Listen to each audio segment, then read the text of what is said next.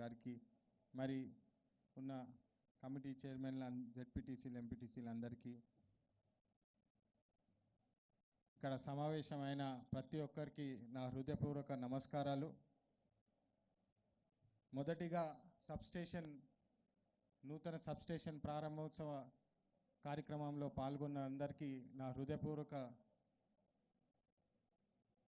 శుభాకాంక్షలు. ఎందుకంటే మీ అందరికీ తెలుసు, కాంగ్రెస్ ప్రభుత్వం ఏర్పడిన తర్వాత 200 యూనిట్ల ఉచిత కరెంటు ఇస్తామని చెప్పి ఎట్లయితే క్యాంపెయినింగ్లో చెప్పినామో దానికి కట్టుబడి ఉండి 200 యూనిట్లు ఉచితంగా వచ్చేటట్టు మన ప్రభుత్వం ఏర్పాటు చేసింది. మీ అందరికీ తెలుసు, గత 10 సంవత్సరాల బీఆర్ఎస్ ప్రభుత్వంలో మన రాష్ట్రం అప్పుల పాలు రాష్ట్రం అయిపోయింది. ఆర్థికంగా చాలా కష్టాలు వచ్చినప్పటికీ కూడా మాట ఇచ్చినాము, మాట నిలబెట్టుకోవాలని చెప్పి కాంగ్రెస్ పార్టీ ప్రభుత్వము కంకణం కట్టుకొని మరి దానికి కట్టుబడి ఉందని చెప్పి మీ అందరికి తెలిసిన విషయమే. దానికి తగ్గట్టు ఇన్ఫ్రాస్ట్రక్చర్ కూడా వచ్చే 5 సంవత్సరాలు, వచ్చే 10 సంవత్సరాలు జనాభా పెరుగుతా కొద్దీ, కరెంటు అవసరం పెరుగుతా కొద్దీ ఇన్ఫ్రాస్ట్రక్చర్ అనేది ముందు చూపుతోటి దాన్ని పెంచాలని చెప్పి ఈరోజు ఈ కార్యక్రమాలు చేయడం చాలా సంతోషంగా ఉంది. దానికి ఉప ముఖ్యమంత్రి వర్యులు వచ్చి ప్రారంభించినందుకు నాకు చాలా ఆనందకరంగా ఉన్నది. తర్వాత ఇప్పుడు నూతన మార్కెట్ కమిటీ చైర్మన్లు, డైరెక్టర్లు అందరికీ నా హృదయపూర్వక శుభాకాంక్షలు. మీ అందరికీ ఈరోజు చాలా మంచి రోజు. ఎందుకంటే గత 10 సంవత్సరాలు మీరందరికీ తెలుసు, రైతులు ఎంత నష్టపోయినారో. రైతు బంధు అని చెప్పి టీఆర్ఎస్ పార్టీ రైతులకి ద్రోహం చేసినారని చెప్పి మీ అందరు 10 సంవత్సరాలు చూస్తున్నారు. క్వింటల్కి 10 కేజీలు అని చెప్పి కూడా అప్పుడు కట్టింగ్లు కూడా చేసినారు. కానీ మీ అందరు తెలుసు, క్యాంపెయినింగ్ అప్పుడు కూడా చెప్పినాము, కాంగ్రెస్ ప్రభుత్వం వస్తే రైతులకు భరోసాగా అండదండంగా ఉంటామని చెప్పి మళ్ళీ చెప్పినాము. ఈరోజు క్వింటల్ కటింగ్ కాదు, రైతన్న మంచిగా ఉండాలని చెప్పి, సస్యశ్యామలంగా ఉండాలని చెప్పి ఒక విప్లవాత్మక నిర్ణయం కూడా తీసుకున్నాము.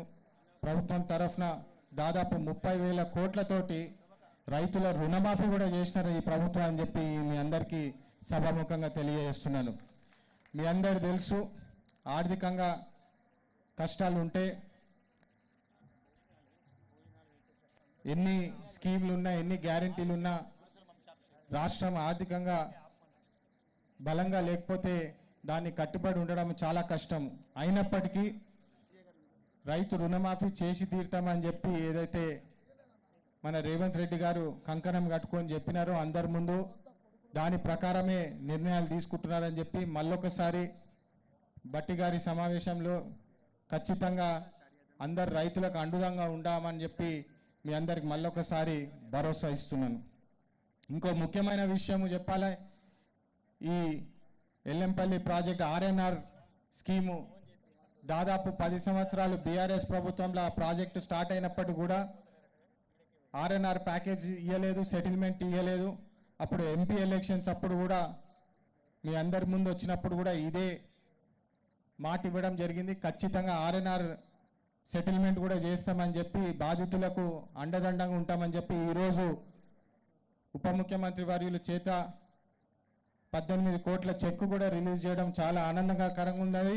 మీ అందరి ఆశీర్వాదము మాపై ఉండాలని చెప్పి మళ్ళొకసారి కోరుతూ, ధర్మపురి ప్రజలకు లచ్చన్న చేసే ప్రోయాక్టివ్నెస్ మీరందరూ చూస్తున్నారు. గత 9 నెలల నుంచి ఏం కష్టం వచ్చినా ఫస్ట్ లచ్చన్న ఇమీడియట్లీ నాకు ఫోన్లో కూడా చెప్తున్నాడు, ఇక్కడనే ఉంటున్నా ఎంపీ సాబ్, నేను జరుగుతలేనని చెప్పి ఫోన్లో కూడా చెప్తుంటారు. మళ్ళొకసారి మీ అందరికీ భరోసా ఇస్తూ ఈ సమావేశానికి వచ్చి అందరూ ఆశీర్వాదం ఇచ్చినందుకు హృదయపూర్వక